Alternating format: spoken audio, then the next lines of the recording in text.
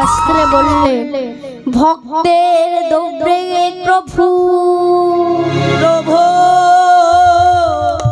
কারি কারি খাই কারি কারি খায় আবার ভক্তের দৌড়ে প্রভু দ্রব্যে প্রভু ফিরিয়া না চায় আমার ভক্তের দ্রব্যে প্রভু ফিরিয়া না চায়। ভক্তি ভরে কেউ যদি ভগবানকে সেবা দেয় ভগবান সেগুলি আমার নির্দ্বিধায় সেবা করে। আর অভক্তিতে যদি কেউ রাশি রাশি ছানা মাখন দুগ্ধ মিষ্টান্ন সাজিয়ে দেয় ভগবান তার দিকে ফিরেও তাকায়। হরি বল হরি বল। তাই বললে তিন জনের বন্ধু আমি তিন জনের বন্ধু আমি তিন জনের বন্ধু আমি তিন জনের বন্ধু আমি আন জনের হই না গো তিন জনের বন্ধু আমি আন জনের হই না গো তিন জনের বন্ধু আমি আন জনের হই না গো তিন জনের বন্ধু আমি অহংকারী পাপী যারা আমার দেখা পায়েরা তারা অহংকারী পাপী যারা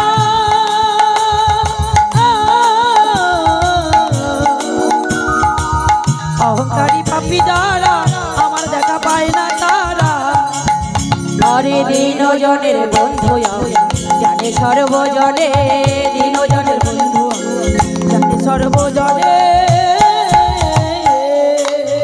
তবে আমাদের অহংকার কিসে যদি যথার্থই ভগবৎজন লাভ করে উদ্দেশ্য তা হইলে কপটটা করিয়া বাহিরে ধর্মভাব দেখাইলে কি উদ্দেশ্য সফল হইবে? লোকে নাইবা ভক্ত বলিবে নাইবা ধার্মিক বলিবে তাহাতে ওদের কি আসিয়া যায়? শ্রীমান মহাপ্রভু ভক্ত দিককে বলিয়াছে ভক্ত হতে হলে কেমন হতে হবে? হরি বল হরি বল। ত্রিনাদপি শুনিছেন শুনিছেন তরপি সহিষ্ণুনা তরপি সহিষ্ণুনা অরিনা মানো দেনো মানো দেনো কীর্তনিয়া সদা হরি কীর্তনিয়া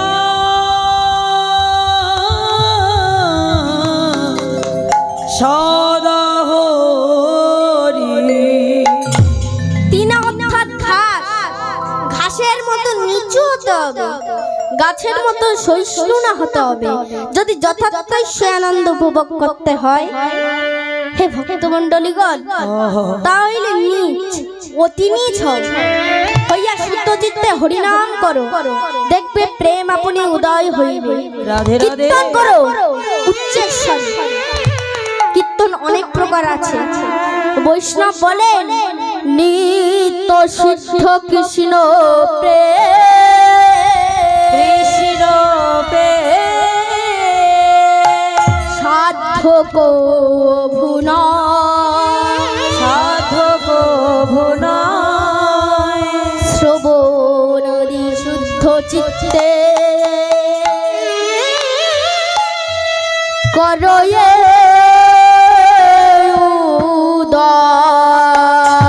শ্রবণাদি সিদ্ধ চিত্তে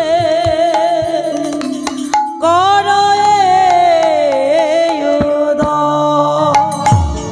অতএব কৃষ্ণ দাসত্র বিমল প্রেম সাধ্য বস্তু নয় হরি বল হরি আপনি উদয় সূর্য কিন্তু বাড়ির সম আবিত্র করিয়া রাখিলে যেমন সূর্যকে দর্শন করা যায় না কৃষ্ণ দাসত্র বিমল প্রেম সেই ওদের হৃদয় হইতে যখন অন্তর্নিহিত হয় তখন সেই সূর্যের বিমল প্রেম আপনি উদয় হইবে। হরি বল হরি বল। হে ভক্তগণ আমাকে আশীর্বাদ করুন যেন আমি নিরপরাধী হইয়া শুদ্ধ চিত্তে হরিনাম সংকীর্তন করিতে পারি। রাধে রাধে গুরু কৃপা হি কেবল গুরু কৃপা করে আমাকে যা দিয়েছেন আপনাদের সম্মুখে তুলে ধরব। যদি কোনো ভুল ত্রুটি হয় ঘরের সন্তান মনে করে ক্ষমা করবেন। তাহলে চলুন, গুরু শব্দের অর্থ কি? গু শব্দের অর্থ অন্ধকার, রু শব্দের অর্থ আলো। যিনি আমাদের অন্ধকারকে নাশ করে আলোর পথে নিয়ে যায়, তিনি হলেন বিশ্বের শ্রেষ্ঠ গুরু।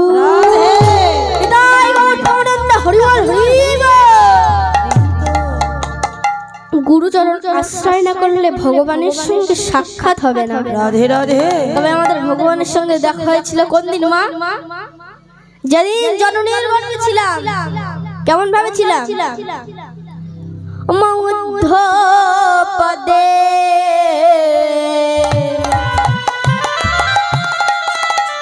হেটো মুন্ডে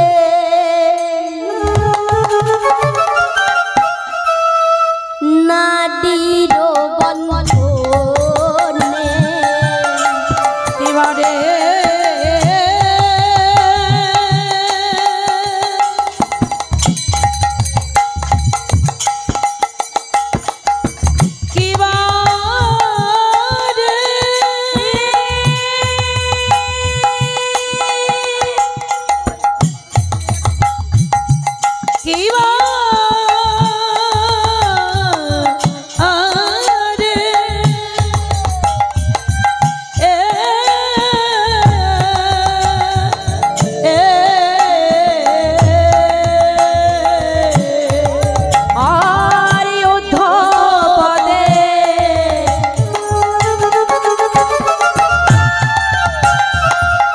হেটো মুন্ডে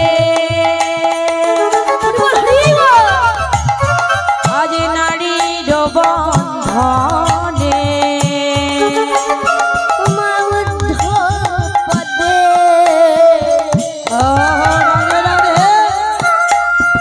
হেটো মুন্ডে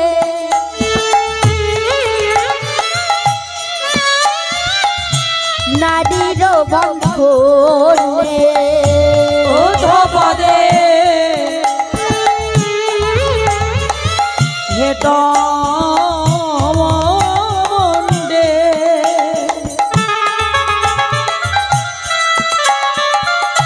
নারীর বন্ধনে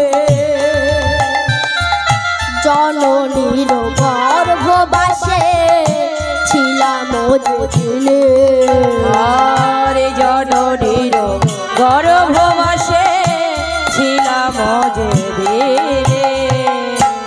প্রভু সেই দিন তোমার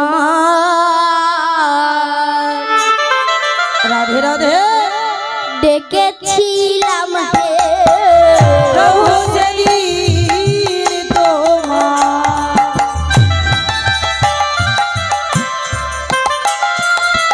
ডেকেছিলাম হে প্রভু সেই দিন তোমার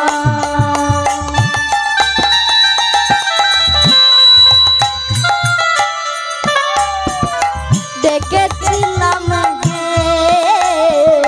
প্রভু সেই দিন তোমায় আমি ডেকেছিলাম হে কৃপাময়ী কৃপা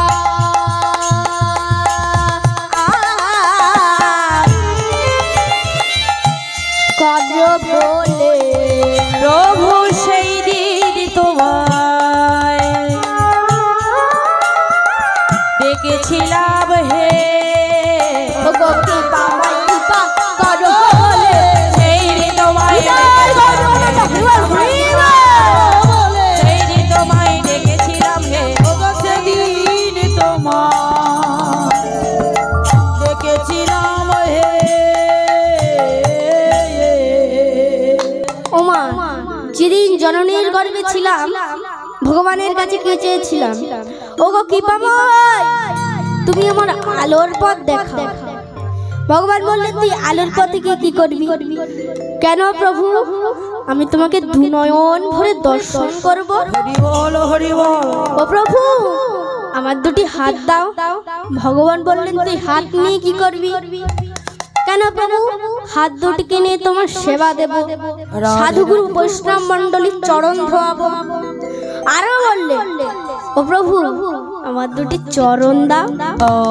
ভগবান বললেন তুই চরণ নিয়ে কি করবি? কেন প্রভু? চরণ দুটিকে নিয়ে আমি হরিবাসরে নিয়ে যাব। কি গো মা, আমরা সেই কথা রেখেছি? কেউ রাখিনি। ভগবানের দেবে এত সুন্দর দেহ পেয়েছি, পেয়ে হেলায় হারিয়ে দিলাম। তাই শাস্ত্রে বললে নাহি যায় হরি ক্ষেত্রে, হরি ক্ষেত্রে চরণ থাকিতে, চরণ থাকিতে আবার বৃক্ষ মূল্য তুল্য সম সম জানিবে মোহিতে, জানিবে মোহিতে। অর্থাৎ এত সুন্দর দুটি চরণ পেয়েছি চলবার জন্য, সেই চরণ দুটোকে বই যদি হরিবাসরে নিয়ে না যায়, ভগবত আসলে যদি না যায়, তাহলে বৃক্ষ যেমন অচল চলতে পারে না, সেই দেহটাই বৃক্ষের রূপ। ভগবান নিজেই বললেন হরিবাসরে শুধু আসলে হবে না, হরিবাসরে এসে আগে মাথাটা নিচে করে প্রণাম করতে হবে, হরির পদরণ্য নিতে হবে। আর যদি না নাও, শাস্ত্রে বললে যে হরির পদরেণু নালয়ে জীবনে, হরির পদরেণু নালয়ে জীবনে, হরির পদরেণু নালয়ে জীবনে, হরির পদরেণু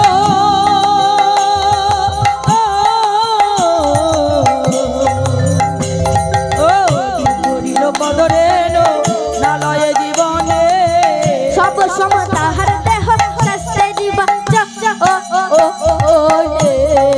আর সব সম তাহার দেহ শাস্ত্রেরই বচনে। তালবের সময় সব মানে কি? মৃত দেহ। আর দন্তের সময় সব মানে কি? ভাই বোন আত্মীয় স্বজন সবাইকে বোঝাচ্ছে। আর যেদিন দন্তের সময় সব ছেড়ে তালবের সময় সব হয়ে যাবে, হরি বল হরি বল, সেই মৃতদেহটা বাবা কোথায় নিয়ে যাবে? বাবা শ্মশানে। যার সময় কি বলবে সবাই?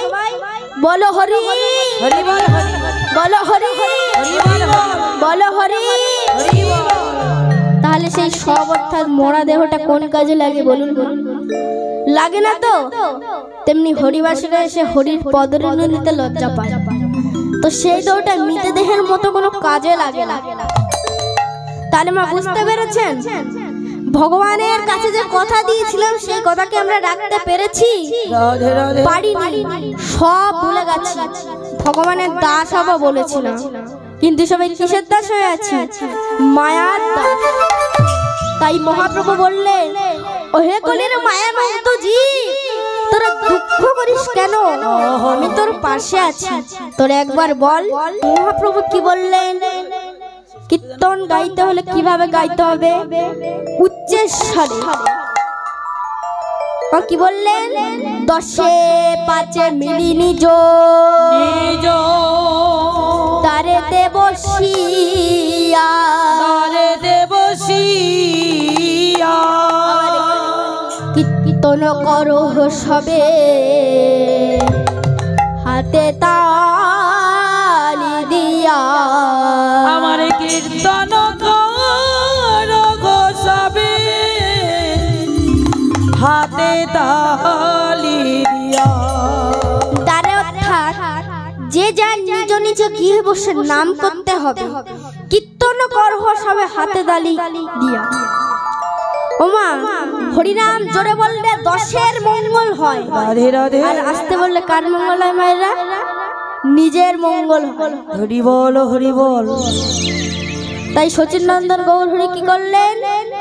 এই রূপে নগরে নগরে সংকীর্তন, এই রূপে নগরে নগরে সংকীর্তন, এই রূপে নগরে নগরে সংকীর্তন, এই রূপে নগরে নগরে সংকীর্তন, বিলাইতে লাগিলেন সচির নন্দ, আজ বিলাইতে লাগিলেন সচির নন্দ, বিলাইতে লাগিলেন সচির নন্দ, আজ বিলাইতে লাগিলেন সচির নন্দ,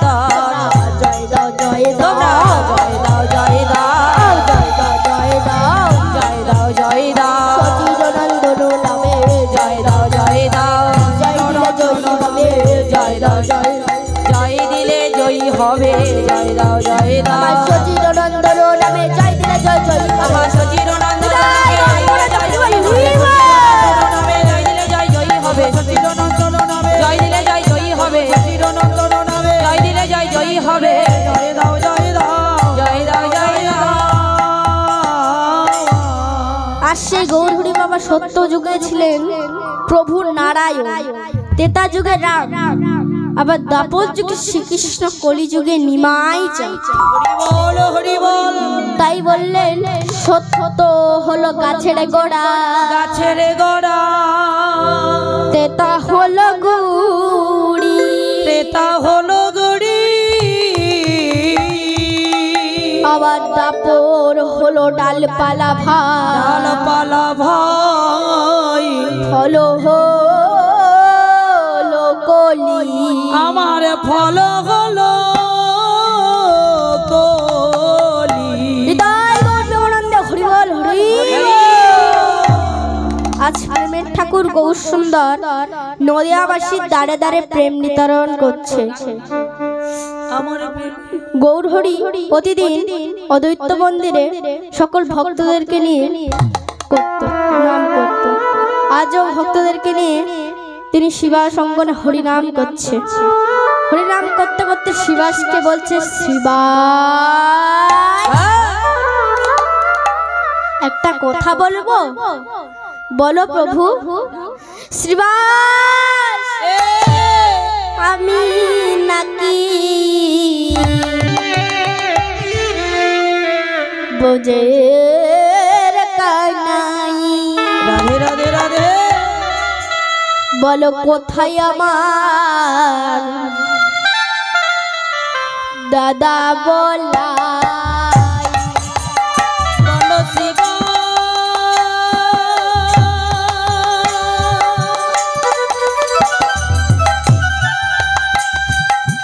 বলো শিবা,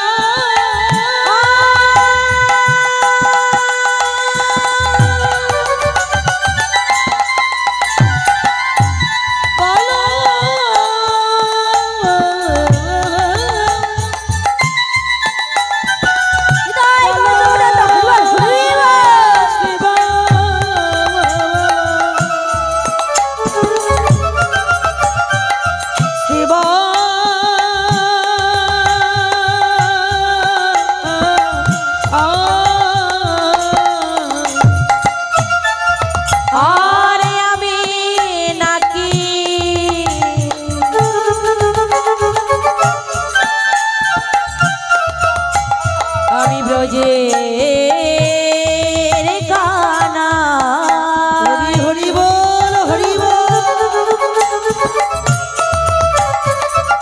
বলো কোথায় আমার দাদা বলা, আমি নাকি রাধে রাধে,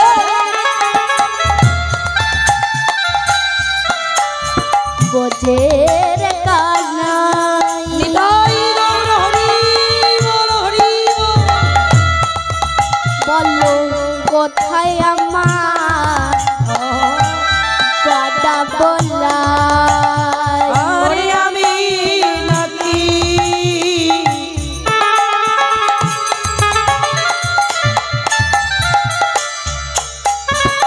রাজার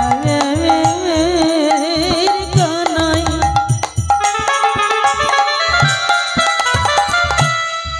বলো বলো কোথায় আমার দাদা বলা,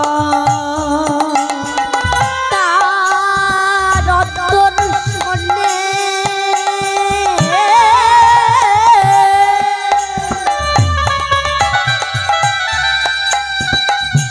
আমি প্রাণে মরি, অদর্শনে আমি প্রাণে মরি, ও তার দর্শনে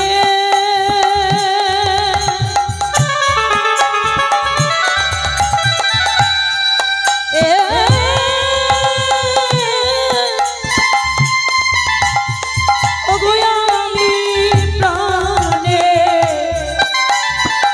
মরি,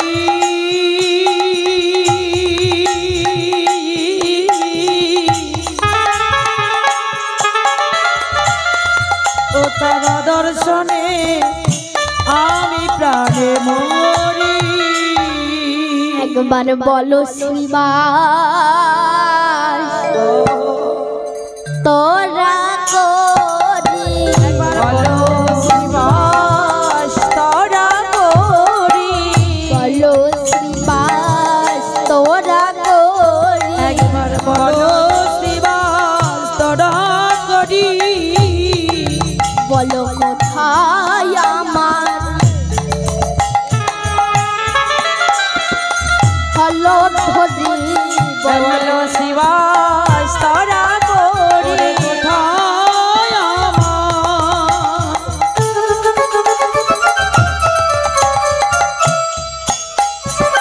হলো ধরি বলো শ্রীবাস তোরা করি বলো কোথায় আমার হলো ধরি বলো শ্রীবাস তোরা করি আমার হলো ধরি বলো শ্রীবাস তোরা করি বলো শ্রীবাস তোরা করি গৌরহরি আমার প্রভুর সঙ্গে চারিযোগে এসে তার আশা মিলল না, তাই পুনরায় প্রেমাস্বাদনের জন্য কলিযুগে কোথায় জন্ম নিলেন? সেই বীরভূম জেলার আদ্দেশের মাটিতে এক